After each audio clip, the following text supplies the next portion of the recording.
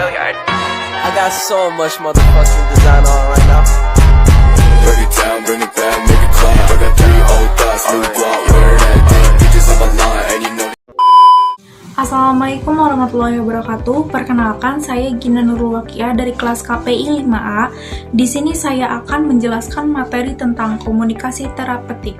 Komunikasi terapeutik merupakan suatu bentuk komunikasi yang digunakan oleh para profesional kesehatan, konselor atau terapis untuk membantu individu atau kelompok dalam memahami, mengatasi, atau mengelola masalah dan kondisi tertentu. Dalam konteks kajian komunikasi dan penyiaran Islam, pendekatan komunikasi terapeutik juga dapat diterapkan dengan mempertimbangkan nilai-nilai dan prinsip-prinsip Islam.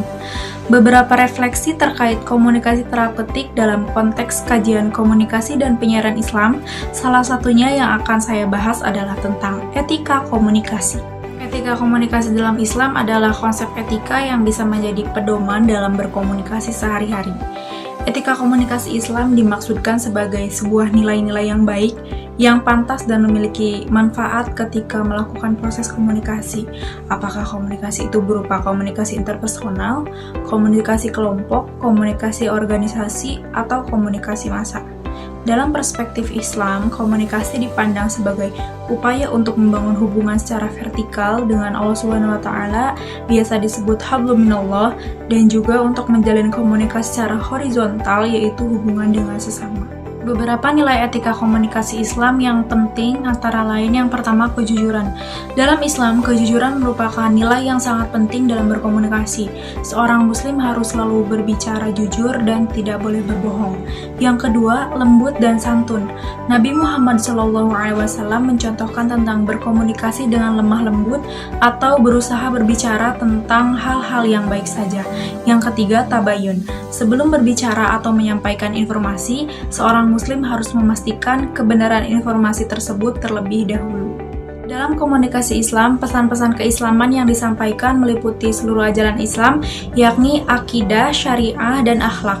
Komunikasi Islam menekankan pada unsur pesan, yakni risalah atau nilai-nilai Islam. Dalam hal ini, tentang gaya berbicara dan penggunaan bahasa atau retorika. Dalam Islam, pandangan mengenai etika komunikasi sudah diatur dengan jelas.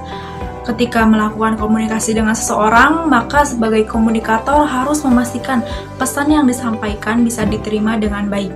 Etika komunikasi dalam Islam merupakan konsep etika yang bisa menjadi pedoman dalam berkomunikasi sehari-hari.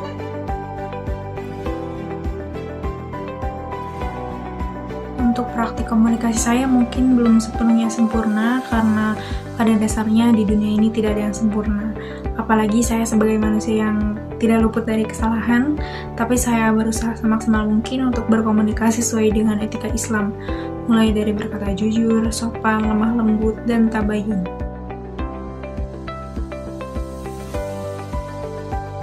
Dalam Islam, kerahasiaan dan kepercayaan dalam hubungan terapeutik sangat penting. Seorang terapis harus menjaga kerahasiaan klien dan membangun hubungan saling percaya dengan klien. Hal ini juga sejalan dengan nilai-nilai etika Islam yang menekankan pentingnya kejujuran dan menjaga kepercayaan. Dalam pandangan Islam, terapis harus memastikan bahwa klien merasa nyaman dan aman dalam berkomunikasi, sehingga terapis dapat membantu klien dalam proses penyembuhan. Terapis juga harus memastikan bahwa klien merasa didengar dan dipahami, sehingga klien dapat membuka diri dan berbagi pengalaman dengan terapis.